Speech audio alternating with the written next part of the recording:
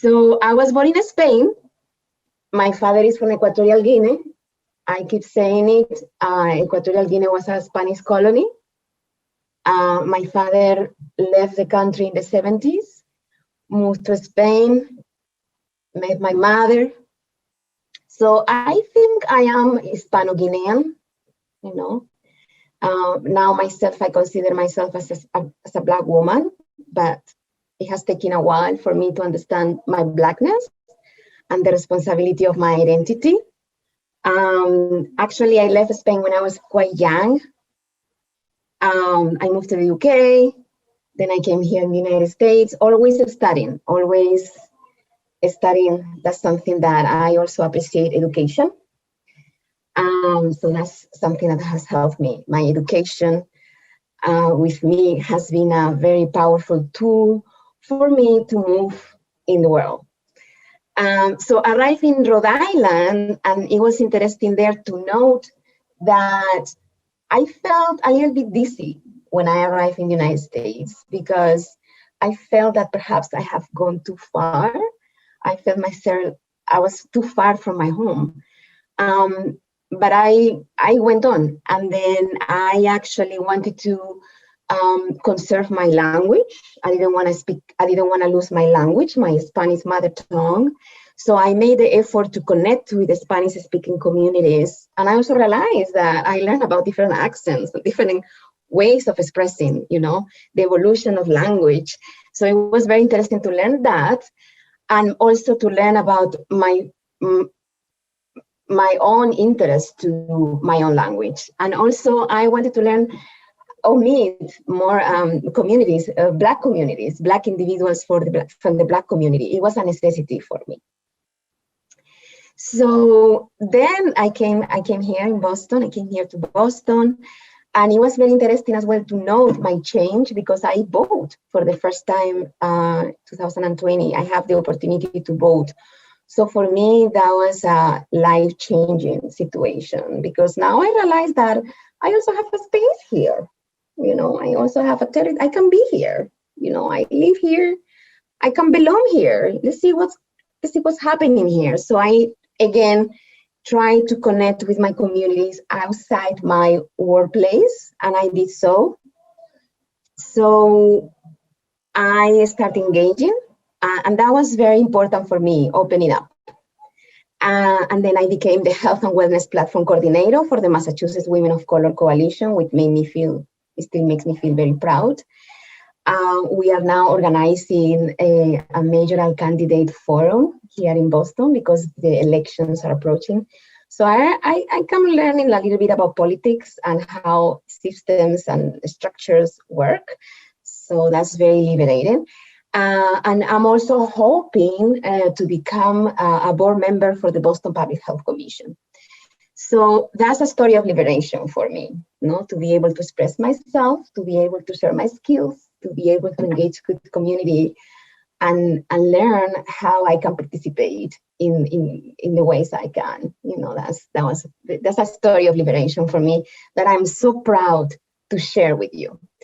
And then what else? Apart from that, I'm also a medical anthropologist. So my work in research and with the communities also involve a lot of reflection. I don't know if you have heard about reflexive anthropology, you know, us, the ethnographers, being also the tools of investigation. And we are also vessels of culture. So we perform in a way that we actually impact the research itself. So the fact that I was becoming a Black woman, a conscious Black woman in the diaspora, also affected my anthropological work in many different ways. For example, always questioning, you know, what it means to be a Black woman anthropologist in the diaspora here in Massachusetts, learning about mental health care, about immigrant communities, for example. Also, what it means for me to engage in different conversations about identities, lived experiences, forms of expressions, ethnographic performances, Also, academic syllabus as well. That's very interesting. Resist how I'm integrating or how I'm relating with my own schools, with my universities, with my professors, with my departments. And then the most important thing, my connection, my interest to connect with my teachers, my Black women anthropology teachers that I have been meeting along the way. There has been a real inspiration throughout my journey. So I'm also interested in learning more about it, learning more about the focusing of our own lives. I am focusing Black women, but it can be applicable to every community, but in particular, the study of our lives, our Black girlhoods, our roles in our communities, how we grow up in our social cultural context, identity, very interesting, Afro identities, communities Afro identities in Europe or Afro communities in Europe, how I'm going to re-engage now that I have acquired of this knowledge about Black diaspora, how I'm going to reconnect again with my country, right, with the Spanish, how I'm returning back. So that's very, very interesting to look into. There is so much worlds of opportunities to explore. And also something that we're doing right now, like the preservation of memory, the preservation of history, the telling of the legacies, something that also is involved in my work as an anthropologist. So there was a very interesting question about what means liberation for you. So I had to say that liberation for me is telling your story. Really value your life, your story life. Connect yourself with the story, with our history. With our history. We are connected somehow. For me, liberation means to being grateful of our trajectories. Before I was crying, oh my God, why I left my country? Why? That's trauma. That was trauma right there. I'm not going to go into details why I left my country, but because that's another completely different story, a large history or story, I will say. But I was crying. But now I think I'm going to embrace this. I'm going to embrace this, and this is liberation. I'm going to embrace my path, and I'm going to trust, and I'm going to learn from it and take advantage of it and appreciate and count your blessings. So liberation is love, liberation is community, liberation is respect, who you are, others, acceptance, who you are, accept others for what they are.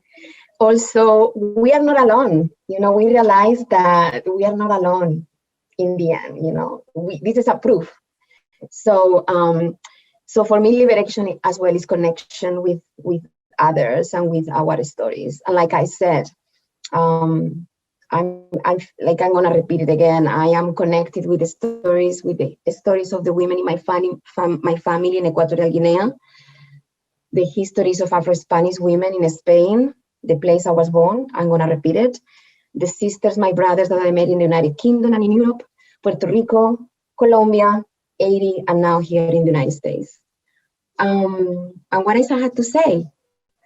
I had to say that this connection is real, and I got to experience when I participated in a literature event a few months ago with two writers, one from Puerto Rico, the other one from Haiti, and we actually talk a little bit about how our narratives are connected, how our stories, even if we come from different places, we share a lot of common things, in our narratives, in our books, So that was very interesting to learn about how we're connected in some way. And now here, right now where I am connected with Black communities, Black women from all walks of life. I am very welcome. We have come together because of our commonalities. And now we're working together. We're working together towards a lot of goals, you know. For example, we want to increase the percentage of women of color who are elected in positions of power or in positions of politics or in boards, commissions. We are also celebrating their success. We are also, appointed positions in local, state, and federal government as well. So this is basically something that we're doing right now. We are also helping our children. We have different platforms. So one of our platforms is also dedicated to education.